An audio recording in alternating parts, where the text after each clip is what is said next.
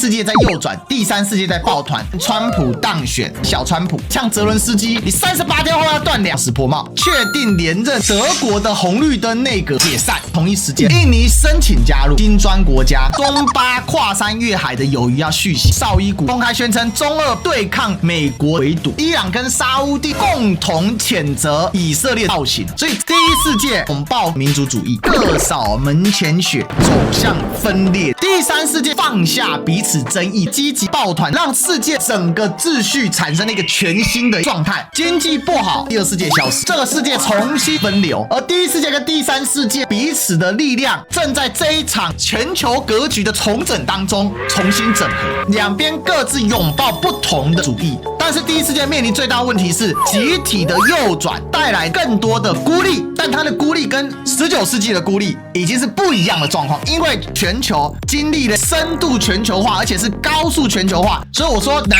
方在抱团，西方在右转。Ladies and gentlemen, welcome the host.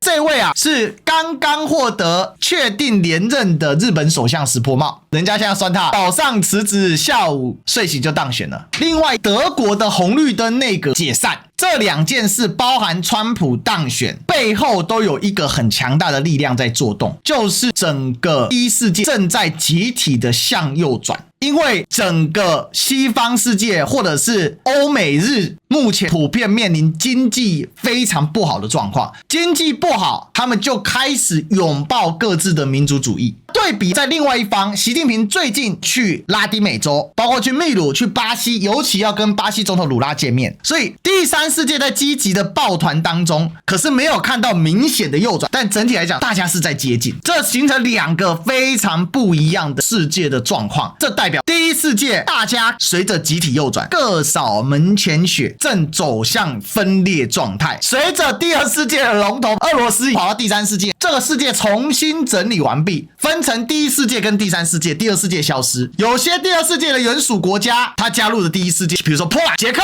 斯洛伐克，所以这世界正在进行分流。这个分流让世界整个秩序产生了一个全新的状态。这个状态会随着川普的上台，德国会选出一个新的右派的领袖，还有日本的石破茂惊险的连任，产生重大的翻转。什么是第一世界？什么是第三世界？第一世界呢，就是以美国为首的美国、欧洲、日本的已开发工业国，包含原苏联、欧洲的一些国家，有些国家根本称不上是第一世界，比如说罗马尼亚、保加利亚，他们就介于第一跟第三世界之间的失落世界，这就是现在欧洲第一世界跟原第二世界的分界线。它这里有一些模糊地带，这就是分不清的地方。当大国之间出现了势力划分不清交界带的时候，就必然会产生强而有力的冲突。所以为什么这里是火药库？这里的地形太复杂，乱七八糟。那第三世界就是除了当年资本主义阵营跟共产主义阵营之外的这些非工业化或者是新兴工业化国家，而第一世界跟第三世界彼此的力量正在这一场重新的全球格局的重整当中重新整合，两边各自拥抱不同的主义。但是第一世界面临最大的问题是集体的右转所带来更多的孤立，但它的孤立跟19世纪的孤立已经是不一样的状况，因为全球经历了深度全球化，而且是高速全球化。如果要用全球化的概念来切的话，那你大概就可以切成3波段。第一波段，西班牙、葡萄牙所带来的全球化，结合的叫旧帝国主义。第二波段，英国、法国，包括海上马车夫、荷兰所带来的全球化，他们有比较强的生产工艺，还有比较强的经济厚实基础所带来的全球化，殖民的能力也比较强，也比较先进。虽然18世纪末就开始工业化，但是要经过那么100年的时间，一直到19世纪末的时候，人类社会第一次完成了大规模的工业化。德意志帝国跟那大西洋彼岸的美国，他们的工业产值已经双双超越了英国。那当时远在亚洲的日本已经完成了工业化的进程，那中国也开始有4强运动推进了工业化的进程。那一场工业化持续的时间非常的久啊，我们可以说从19世纪末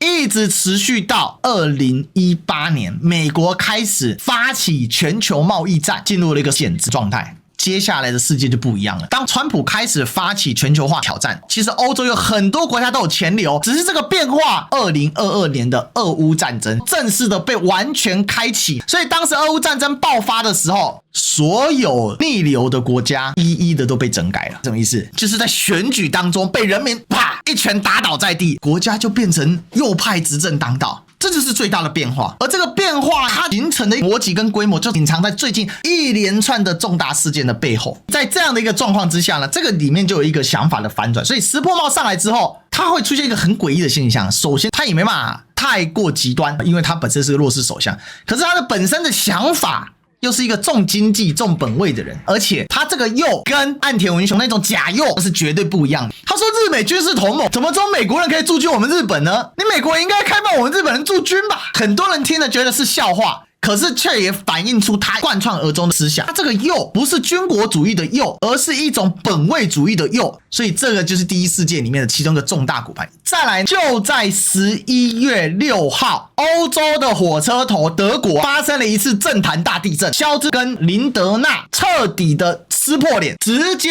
开除了所有的黄色。明年1月15号要改选，德国是整个欧洲主要国家的政治里面最稳定的国家。肖兹的前一任总理梅克尔，他干了16年，在前任叫施罗德干了7年，在前任叫科尔干了16年，在前一任施密特干了8年。那这么稳定的情况下，肖兹干了3年就垮台，这是非常罕见啊。那德国现在风头正盛的联盟党是第一大党，第二大党是快速崛起中的极右党另类选择党，常常被人家批判新纳粹，所以社民党很可能要垮台。那这个就形成一个很有趣的现象，如果连在有希特勒极右派执政不好经验的德国都出现了一个大幅度右转的状况，代表现在整个欧洲的中间派都萎缩的非常厉害。美国那更不用说了，川普上来还能不右吗？川普的儿子小川普忙着在呛泽伦斯基，你38天后要断粮，呛泽伦斯基断粮什么意思？本位主义啊！暗示同一时间，第三世界全球南方正在加速结盟。印尼新总统普拉博沃跟中国大陆国家主席习近平见面，双方签订多项协议，包含南海区域的渔业。我不承认你的领土主张，但是我们可以处理渔业的状况。还有普拉博沃宣布申请加入金砖国家。再来，习近平到巴西去访问，去跟卢拉谈东巴跨山越海的友谊要续写。所以全球南方正在抱团，而且他是透过放下彼此争议的抱团。还有川普的副手 JD Vance， 他公开宣称我们应该联俄制中。这时候普丁派亲信绍伊古来会见王毅，而且公开宣称中俄必须对抗美国的围堵啊！他是直接告诉你，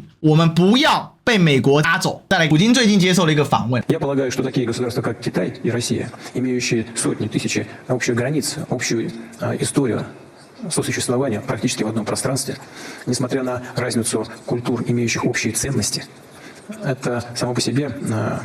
огромное достижение, которым мы должны пользоваться сегодня и оставить эти достижения, укреплять. 这是一个非常有共同的一元政治思考的人。过去没有俄罗斯的领导人会想，他跟中国是共同地理空间的地缘思考。所以经过这么多年，普丁也想通了，第二世界要进入的是第三世界。在行为，伊朗跟沙烏地领导人强调两国关系不可逆转，所以他们是共同谴责以色列的暴行。而且 NBS 召集了阿拉伯伊斯兰峰会上面以阿拉伯世界老大哥的身份谴责以色列在加沙进行种族灭绝的，请国际社会尊重伊朗的主权。我的天哪，哪怕在5年前你把我打死，我都不相信 NBS 会讲这种话。而且说沙烏地阿拉伯跟伊朗是姐妹国家，所以我说南方在抱团，西方在右转。